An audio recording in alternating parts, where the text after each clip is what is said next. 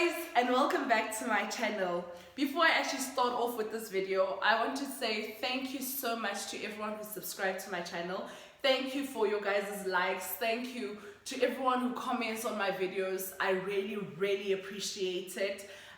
Thank you for sharing my videos. Thank you for even trying out my recipes. I really enjoy it when people send me pictures of the recipes that they've tried and they taste absolutely delicious. So thank you so much. I really appreciate it. Please continue. Go tell people about my channel. Tell them to come here. You know, Thabile the Cook fam is where it's actually happening. Like, you know. And if you're actually new here, hi. Please do also subscribe. I definitely assure you, you're going to enjoy this channel. Like, my recipes are like out of this world. Like, yazin, uJeqe man. But anyway, guys, please remember to like my video. Please try out my recipes, comment down below. I love interacting with you guys, and tell people about my channel. Share. Right, so today we are going to be making something that I personally absolutely enjoy. I grew up on this and I really love it, and it's actually a good way to, you know, like work out, take out that stress. So today we are going to be making dumpling, steamed bread, uJeqe, dombolo, whatever you want to call it. That is what we're making today. We are making dumpling.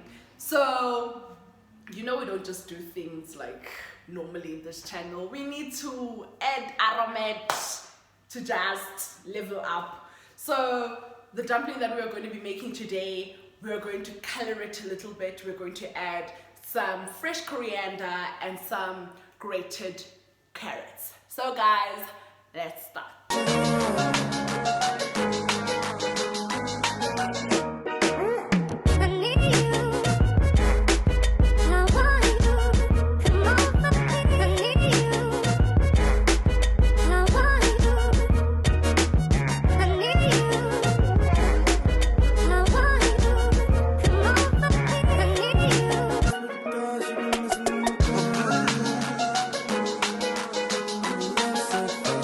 Okay, so first off, we're going to start with our flour.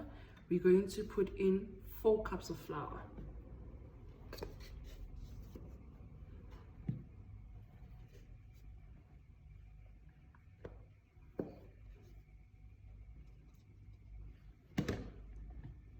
Right, and then we are going to go in with half a cup of sugar.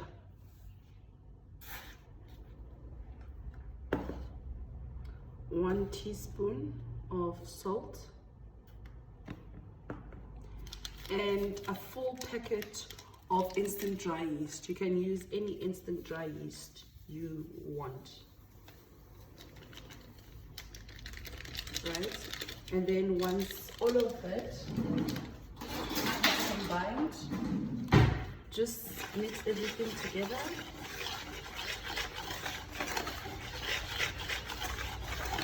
Right, and just make sure that you use a big bowl so that you can be able to knead your dough nicely. Right, and then we are going to go in with 2.5 cups of warm water. Make sure that your water is warm. Right, add in your water gradually and then start to knead.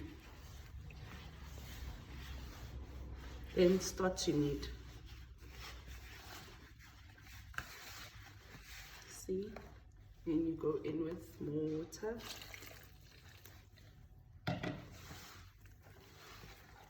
Right, it's going to form a dough.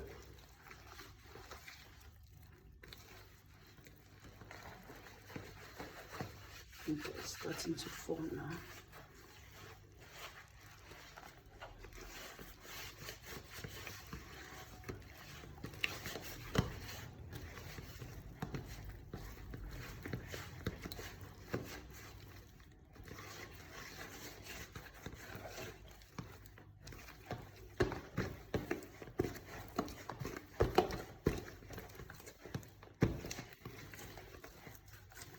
Right, and the trick is you have to knead your dough.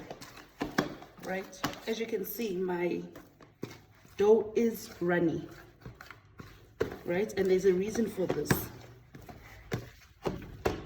So just start to knead your dough, because kneading your dough is what is actually going to make it to be nice and soft. What's going to make your dumpling to be soft.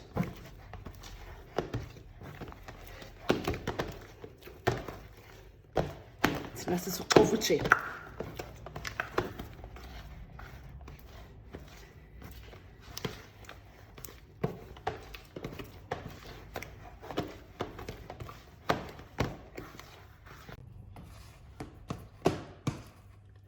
Okay, so I have been kneading my dough for a good 10 minutes now, and as you can see, it's like well incorporated and the dough is sticky. It should be like this.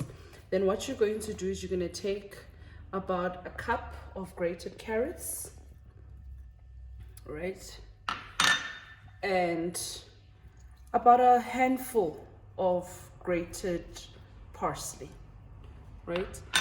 We want our dumpling to be nice and colorful, and then we're going to incorporate the parsley and the carrots in our dough. So you have to knead it again, right?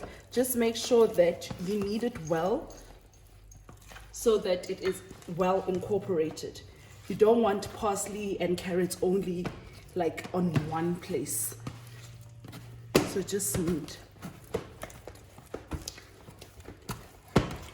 Right, and then once you've done kneading and everything has combined, just cover your dough and then put it in a warm area for about an hour to an hour and a half till the dough actually doubles in size.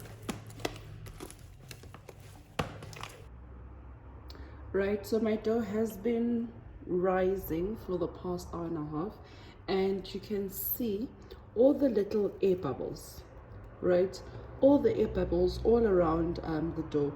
And this is good because it shows that your yeast has been activated, right? So when you do dumpling, you have to then remix your dough, right?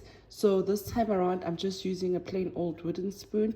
And the reason I'm using a wooden spoon is because my dough is runny, so it's just going to mess up my hands. So I'm just going to use a wooden spoon to knead this time around, and all I'm doing is just this, right? I'm just beating it, right, and putting it back down, right? Just beat it, right? So continue to just beat your dough, right? And doing this is also another form of kneading.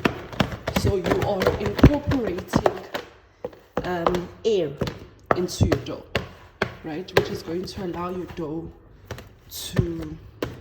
dumpling to be nice and fluffy, right? When everything is just nicely beaten, then you're going to put your dough to rest again for another 30 minutes.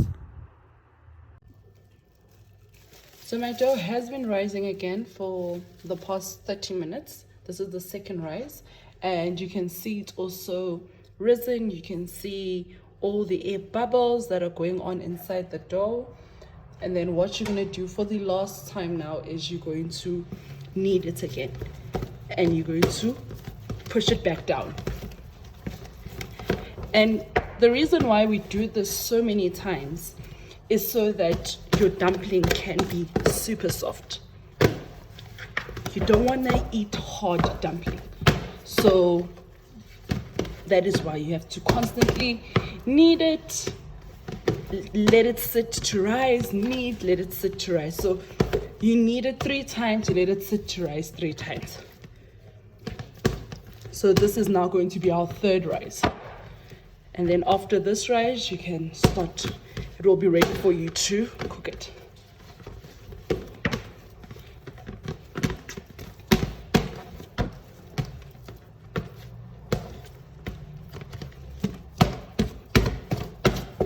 Incorporating air into the dough.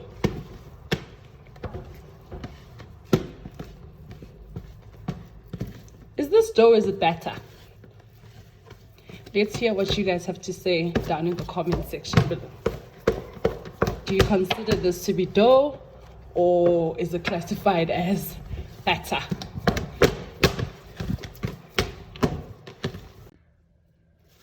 Okay, so my dough has risen again for the 3rd time now, and you can see the air bubbles again. Now it's actually ready for it to be cooked.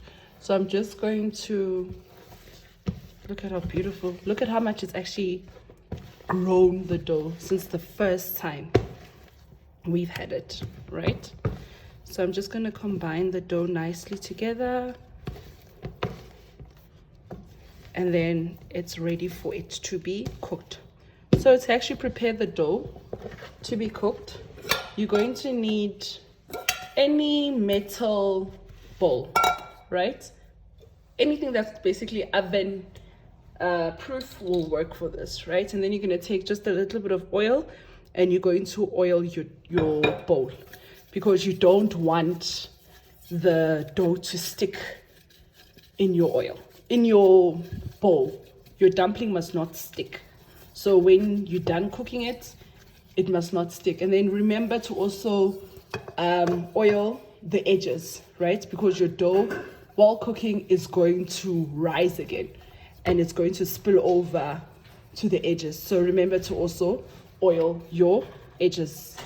So as soon as everything is well oiled, edges oiled, inside oiled, I'm gonna take your dough. So as you can see, my bowl is not that big, so I can't use all of this dough, otherwise it's just going to spill over. So I'm going to divide it into half, right? So with my hands, and luckily my hands are still oily, so it won't stick as much. So I'm going to cut my dough into half, and I'm going to use the 1/2. I'm going to cook it. I'm going to cook the first half, and then I'll cook the second half. Right, and then I'm going to put this in my bowl. Okay, that's that. Now that's ready to be cooked. In a large pot, have some water, right, 1/4 way through. And then what I do is I take a saucer, any saucer you have, and then I put it upside down in my pot. Your saucer must be very strong, so that when the water starts to boil, it does not break. So you must use a saucer that is dishwasher safe, microwave oven safe. You must use a saucer like that, otherwise any other saucer will break while the water is boiling.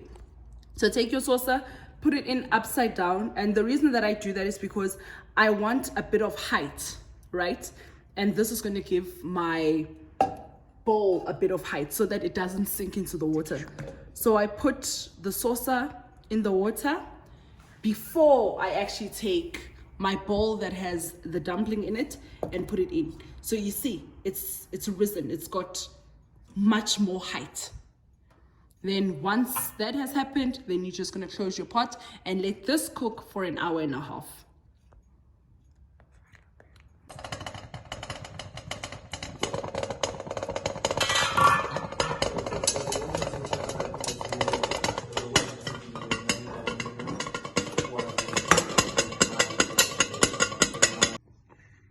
Then to take it out, you just need to push out the sides, just to loosen it. And then you can flip over. And that's your dumpling.